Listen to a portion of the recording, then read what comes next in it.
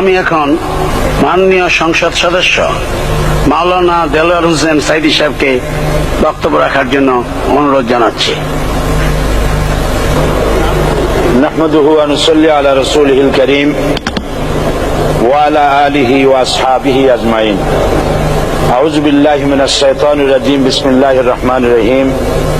মাননীয় স্পিকার, আপনি এই মহান সংসদের স্পিকার হিসেবে নির্বাচিত হয় আমরা জাতীয় সংসদের পক্ষ থেকে আপনাকে অন্তরের অন্তঃস্থল থেকে মোবারকবাদ জানাচ্ছি।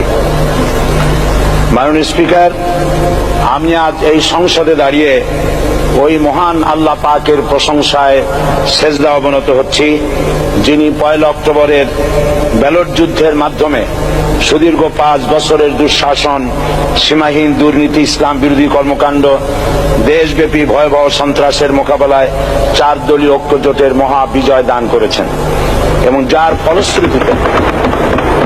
ফলশ্রুতিতে আজকে আমরা এই মহান সংসদে দাঁড়িয়ে কথা বলার সুযোগ লাভ করেছি। মাননীয় স্পিকার, আপনার মাধ্যমে আমি আমার অন্তরের অন্তঃস্থল থেকে দেশবাসীকে ধন্যবাদ জানাই। বিশেষ করে আমার নির্বাচনী এলাকা পিরোজপুর, নাজিরপুর, ইন্দুরকানীবাসী ভাই বোনদের প্রতি কৃতজ্ঞতা জানাই, যাদের অক্লান্ত পরিশ্রমে এবং মূল্যবান ভোটের মাধ্যমে আমি নির্বাচিত হয়ে মহান সংসদের সদস্য হওয়ার সুযোগ লাভ করেছি। মাননীয় স্পিকার, বাংলাদেশের 13 কোটি মানুষকে যারা পরিচালনা করবেন, আজকে তারাই এই মহান সংসদে বসে আছেন। আমি আপনার মাধ্যমে তাদের উদ্দেশ্যে কিছু কথা বলতে চাই।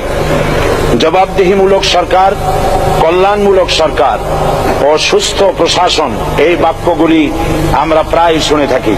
এই বাক্যগুলির অর্থ সরকার স্বৈরাচার নয়, বরং জনগণের কল্যাণে জনগণ নিকট দায়বদ্ধ সরকার, যা আব্রাহাম লিঙ্কনের ভাষায় by the people, for the people, of the people. বর্তমান পৃথিবীতে মূলত গণতান্ত্রিক দেশে এখন সরকারকে বিবেচনা করা হয়। এরূপ সরকারের জনগণের সার্বভৌম ক্ষমতার উৎস হিসেবে বিবেচনা করা হয়, অর্থাৎ সংখ্যাগরিষ্ঠ প্রতিনিধিদের প্রণীত আইনই হল আইন এবং নির্বাচিত হবার পর সরকার হয়ে পড়েন সমগ্র জনগণের, আর বিরোধী দল হয় ছায়া সরকার। মাননীয় স্পিকার, সরকারকে সঠিক পথে পরিচালনার জন্য বিরোধী দলকে অপরিহার্য বিবেচনা করা হয়। বর্তমান গণতান্ত্রিক চেতনা বেশি পুরনো নয়, মানুষ মূলত রাজতান্ত্রিক স্বৈর শাসনের সাথেই বেশি পরিচিত। বস্তুত বর্তমান পৃথিবীতে গণতান্ত্রিক শাসন ব্যবস্থায় জবাবদিহিমূলক, কল্যাণমূলক, স্বচ্ছ প্রশাসনের যে কথাবার্তা আমরা শুনতে পাই, এর প্রথম উপস্থাপক হলেন বিশ্বনবী হযরত মুহাম্মদ রাসূলুল্লাহ সাল্লাল্লাহু আলাইহি ওয়াসাল্লাম। বর্তমান গণতান্ত্রিক ব্যবস্থাপনার সাথে ইসলামের মূল পার্থক্য হল সার্বভৌমত্বের ধারণা নিয়ে। ইসলামের দৃষ্টিতে সার্বভৌমত্বের মালিক জনগণ নয়, মালিক হলেন আল্লাহ রাব্বুল আলামিন।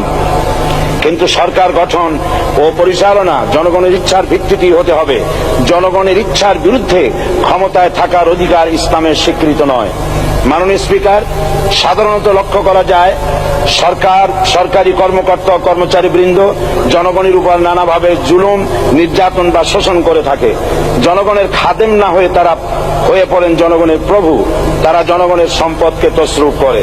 এই অবস্থা থেকে মুক্ত করার জন্য রাসূল করিম সাল্লাল্লাহু আলাইহি ওয়াসাল্লাম সরকারি কর্মকর্তা ও কর্মচারীদের মধ্যে তীব্র দায়িত্ব অনুভূতি জাগ্রত করে তিনি বলেন, ঘুষ দাতা ও গৃহীতা উভয় জাহান্নামী। নবী করিম সাল্লাল্লাহু আলাইহি ওয়াসাল্লাম আরো বলেছেন, আমরা যদি কাউকে কোনো রাষ্ট্রীয় দায়িত্ব প্রদান করি, তখন সেই ব্যক্তি তার ব্যক্তিগত কাজ যতটা নিষ্ঠা ও আন্তরিকতার সাথে পালন করে, রাষ্ট্রীয় দায়িত্ব যদি সেভাবে পালন না করে, তবে কিয়ামতের দিন তাকে উল্টো করে জাহান্নামে নিক্ষেপ করা হবে। রাষ্ট্রীয় সম্পদ তসরুপের ব্যাপারে কঠোর হুঁশিয়ারি উচ্চারণ করে বিশ্বনবী মুহাম্মদ রাসূলুল্লাহ সাল্লাল্লাহু আলাইহি ওয়াসাল্লাম বলেছেন, রাষ্ট্রীয় দায়িত্ব পালনকারী কেউ যদি 1 টুকরা সুতা বা তার চেয়েও ক্ষুদ্র কোনো জিনিস খেয়ানত করে, তবে কিয়ামতের দিন খেয়ানতের বোঝা মাথায় করে তাকে উঠতে হবে। মাননীয় স্পিকার, আল্লাহ রসুল যে সরকার ব্যবস্থা প্রতিষ্ঠা করেছিলেন, তা সত্যিকার অর্থে ছিল জনকল্যাণমূলক সরকার। তার সরকারে দায়িত্ব পালনকারী ব্যক্তিবর্গের মধ্যে চরম দায়িত্ব অনুভূতি জাগ্রত করে দেওয়া হয়েছিল।